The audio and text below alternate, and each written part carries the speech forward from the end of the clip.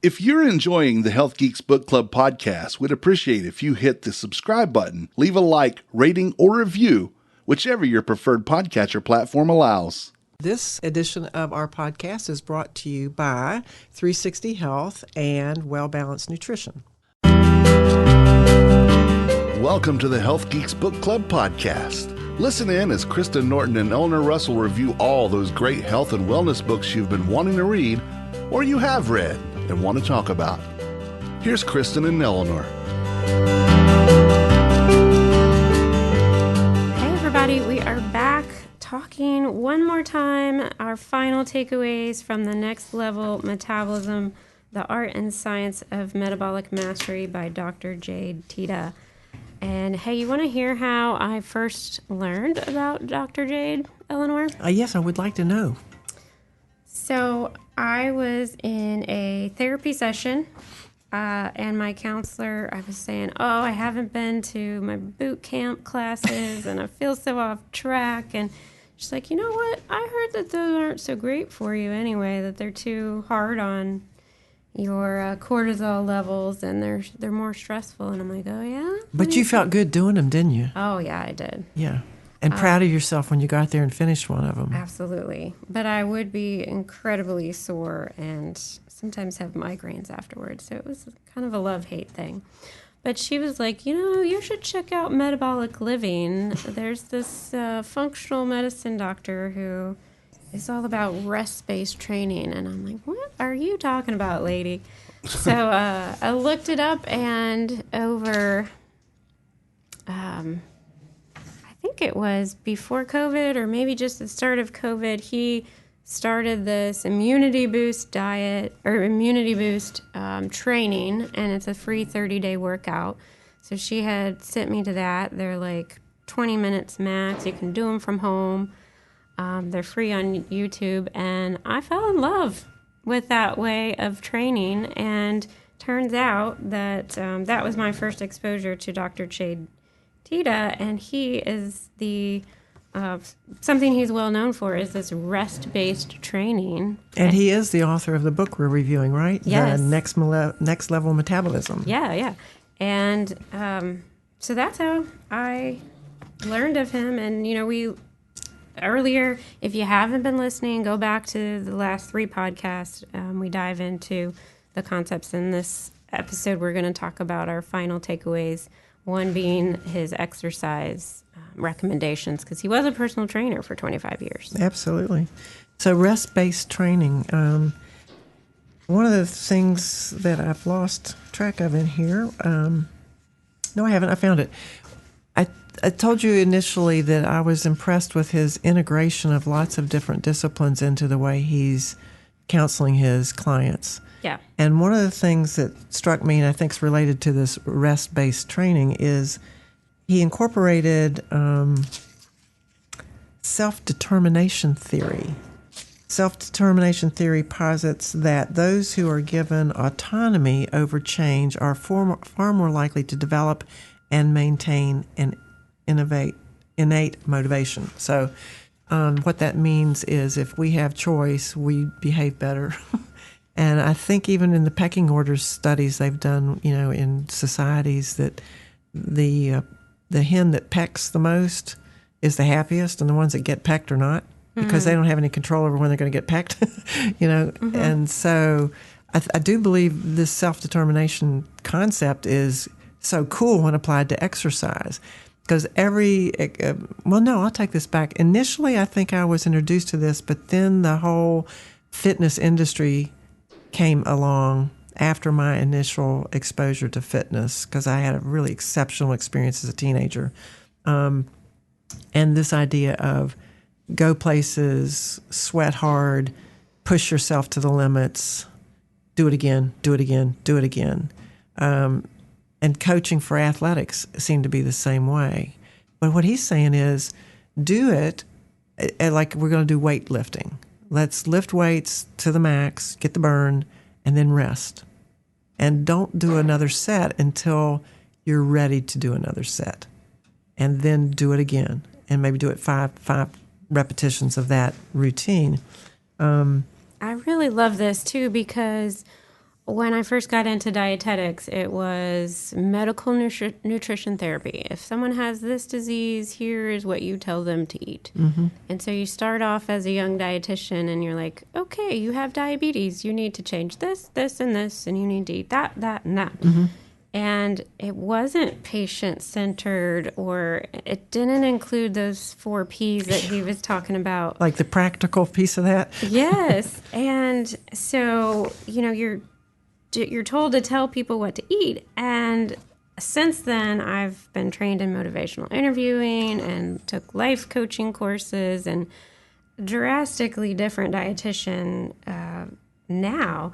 But I was like, oh, yeah, this brings that motivational interviewing piece where the client takes the lead into exercise, where that really hasn't been there before.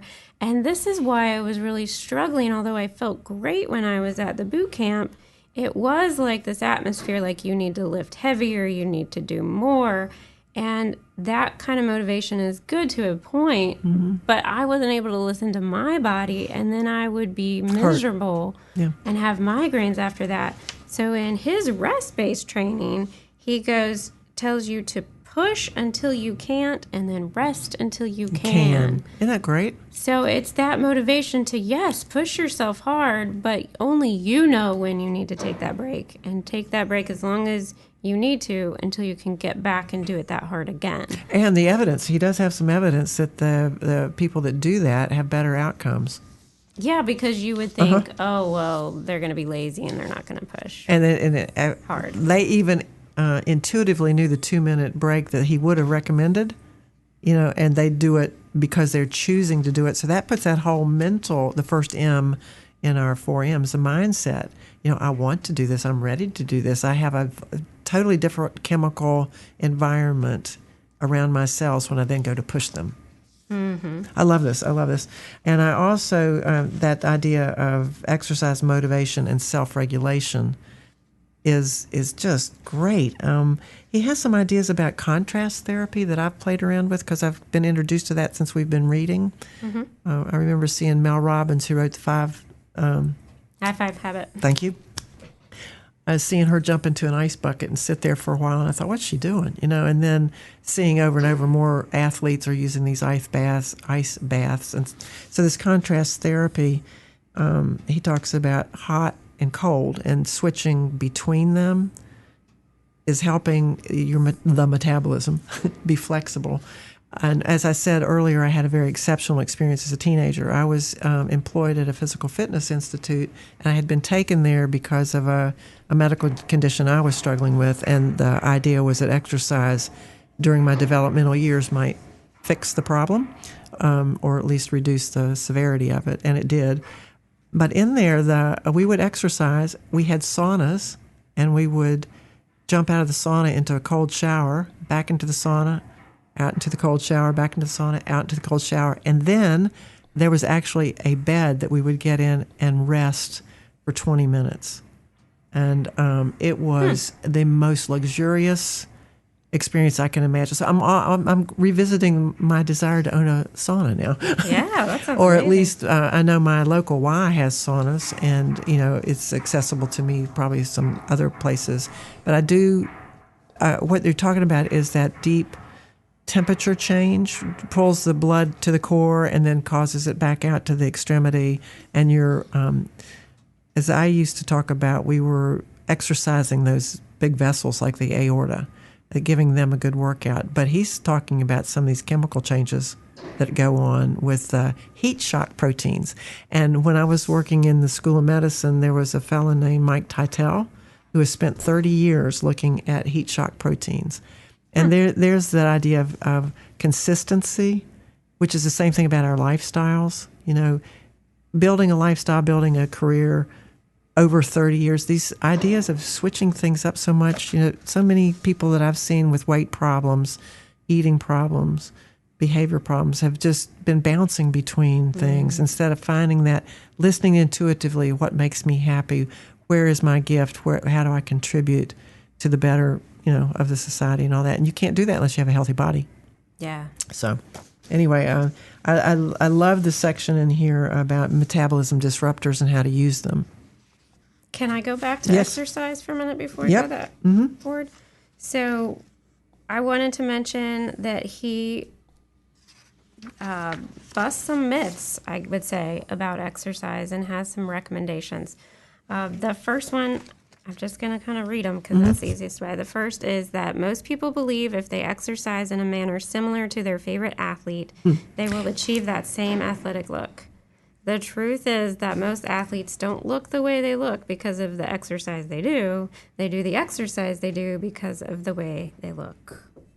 Like, thank you for calling out that truth. Like, some people's bodies are just good for their sport, and that's why they do it. And that's why they're good at their sport. Yeah, it's way less common to have like a skinny person bulk up to be like a bodybuilder.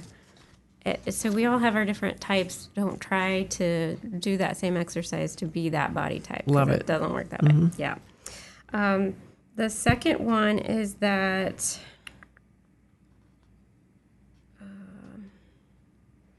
we talked about this, but it's worth repeating. The next big misunderstanding is to think that exercise is only about what it does during the activity. In reality, you need to be thinking about what exercise does, not just during, but also in the hours and days after exercise.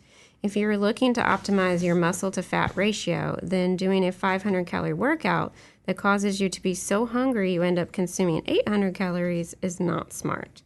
In the same way that what you eat is at one meal will influence what and how much you eat at the next meal, so too will the kind of exercise you do impact how much you eat and what you crave. Yeah, and he talks about the distinction between cardiovascular training and weight training. Yes, perfect. And the afterburn, and talking about cardiovascular, getting on the treadmill and sucking oxygen and burning. It's really good for cardiovascular health, but the afterburn of the workout is negligible. But if you're lifting weights, you're going to continue to, your metabolism is going to continue to be active for a lot longer from that kind of a workout. So it's not like you don't want to do cardiovascular activity, but we need to include resistance training. We've heard this for several years now, and all of a sudden I've decided I want to be a bodybuilder. So, next time I come in, I'll let you know if I started that or not. But weightlifting is the only type of activity that coaxes the body to use any extra calories for muscle growth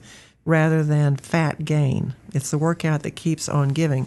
And at my age, I am noticing muscle atrophy. And that's something that you, when you work with older adults, it's just like a fact of life. It starts at 30, actually. Yeah, which is it really a fact of life? Because according to David Sinclair, aging is a disease. It is not natural. So maybe we haven't been taking care of our muscles properly. We haven't been working our metabolic pathway appropriately. So maybe if I do a little more resistance training, I can build some muscle, because I think there's evidence that you can, after atrophy, you can rebuild and regain muscle. Getting that muscle will help me feel better. It'll make me retain my calorie burn better, and maybe redistribute some of my fat body. Yeah, we used to think that cardio is the only way to change our body or whatever, and he calls out that if you're doing it for that, cardio is good for your mood and your heart. Absolutely. It's not necessarily great for weight loss, and in fact, 75% of people doing cardio for weight loss don't lose any weight at all. Particularly those over 50. And that's even doing 45 minutes a day, 5 days a week. And some even gain weight doing that. And then they feel like I'm doing everything, I'm doing it, and I'm doing everything right, but I'm not getting the results. And he says, you're not doing everything right, and that's why you're not getting the results. You're doing the wrong activity. Right. So he recommends short bursts of resistance training where you're pushing yourself hard and then resting until you can push harder again. Yeah. Does he say anything about spin cycles? I don't remember. I don't either. Anyway, I was curious about the high intensity intervals that they do on spin cycles. I would think that has some advantage, but it wouldn't be resistance training. So even if you were doing spin cycles, you'd probably still need to do weights. Yeah. Well, much like his, he has nutrition recommendations. He has some specific exercise recommendations in here. You can check out that by getting the book. He calls it a Spark workout with 12 reps each. And it's really similar to what he did on that free 30-day immunity exercise challenge. But speaking of nutrition, I did mention that on the last podcast that I didn't agree 100% with all of his nutrition recommendations. First, I'll say that his macros are always 40-30-30 or 30-40-30. And macros are being your carbs, proteins, and fats. Yes, thank you for clarifying Just that. for the audience. Yes. And I feel like as flexible as he is with other things, he's not really allowing flexibility there. And 40% protein goes above what the IOM, the International Office of Medicine, is that what it is? Their standard is 10 to 35% macros from protein, and he goes to 40, which is really hard to achieve at some levels. Yeah, he says your body weight in grams of protein, and It's I find ridiculous. that also. I said I want to explore that because from a physiological standpoint, I would think that would tax your kidneys, and I'm not sure that you would. And I think the science says that that's no longer the case. Really? Oh, good. Well, that's good to know. Up until like 2.5 grams per kilogram or something crazy like that. Like it has to be pretty high. To hit your kidneys? Yeah, to be harmful in any way. Yeah.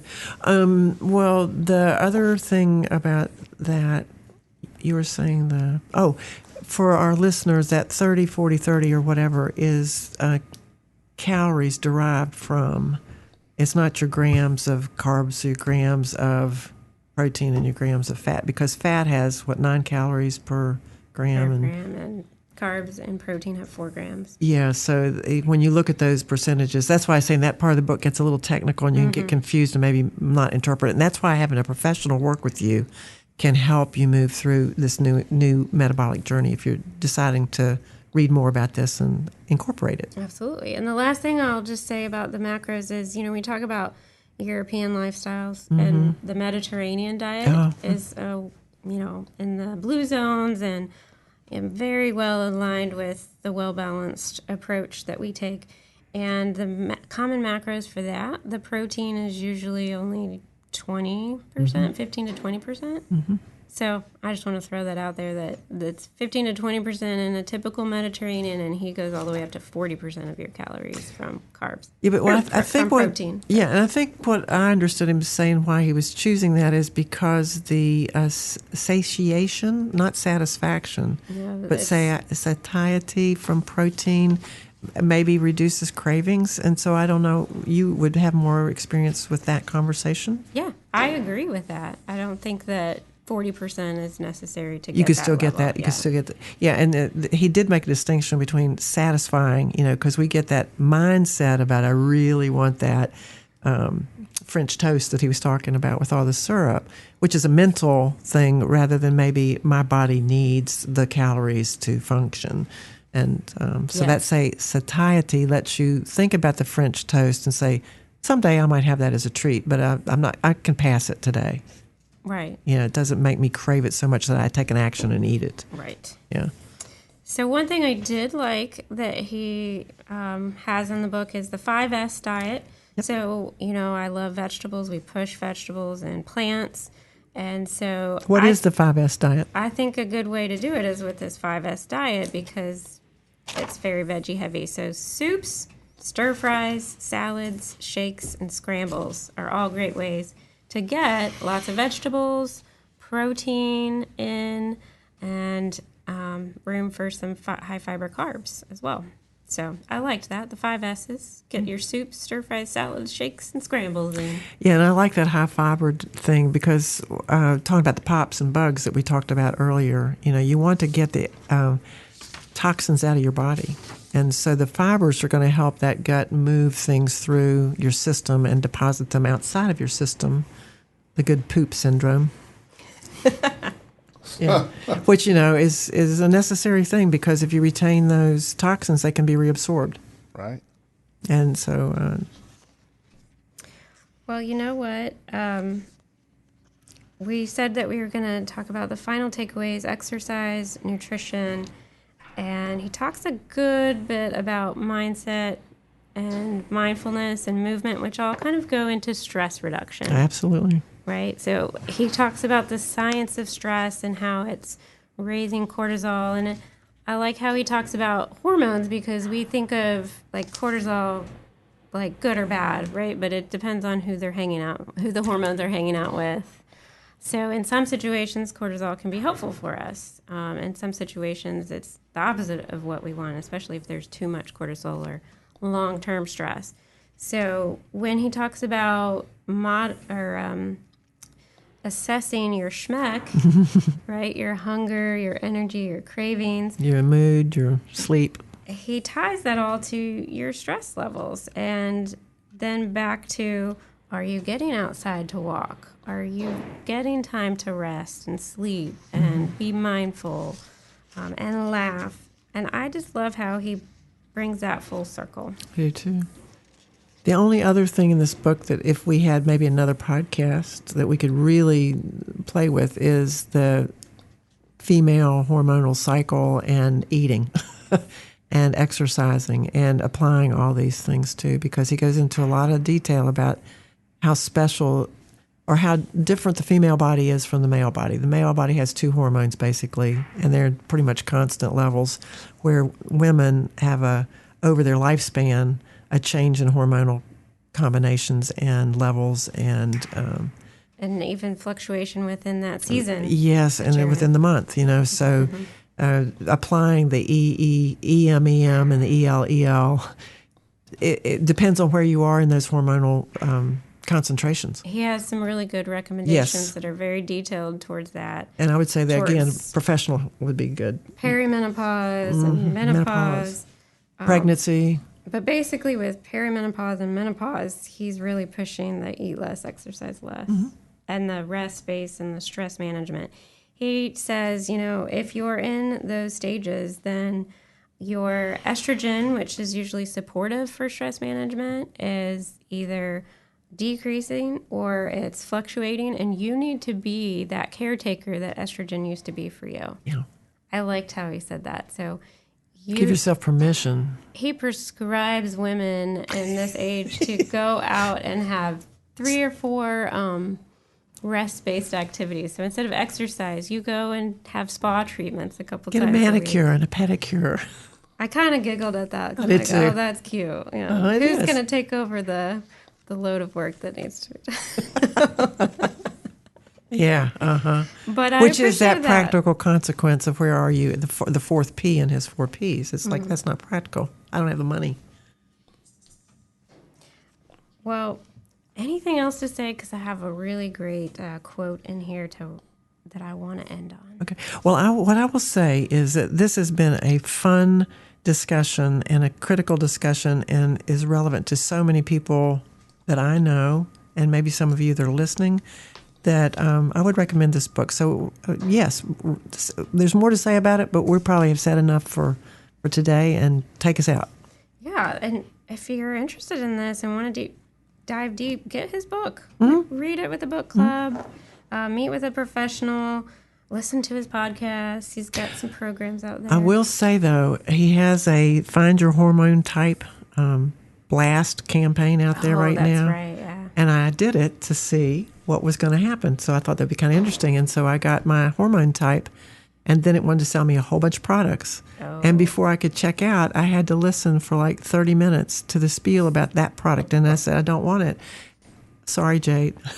And then the next one, I thought, okay, I'll check out. Nope. Oh, well, you didn't want that one. Here's this other deal. It did it 3 times. And I have to say, it was a little bit of a put off, because I really am very interested in what he might suggest for these different hormone types. And if I want to refer people to this, I wanted to know more about what would they experience. Well, I appreciate that heads up. Yeah. Yeah. Yeah. Not great. Which, it doesn't negate anything. I mean, he's in business. That's fine. But yeah, he has lots of good resources. Oh, absolutely. So, and good information. Love the way he presents it. There's so much more in this book that we didn't get to talk about.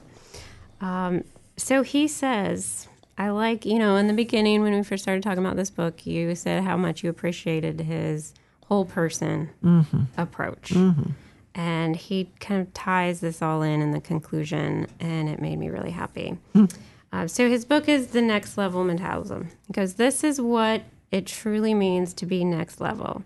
To get there, you have to realize your own health and wellness are not just about you. It's not about vanity or power or popularity. Mastering your health and wellness is about your ability to do the things you want to do so you can make a positive impact in the world. Yay! So, yes, amen to that. Well, I'm Eleanor at 360health4u.com, and I would love for you to do a meology assessment with me. Reach out, and we'll make healthy happen together. And I'm Kristen Norton of Well Balanced Nutrition, where we offer nutrition and wellness coaching. Please visit us at wellbalancednutrition.com for more information and to schedule your free clarity call. Thanks for listening, y'all. Happy reading.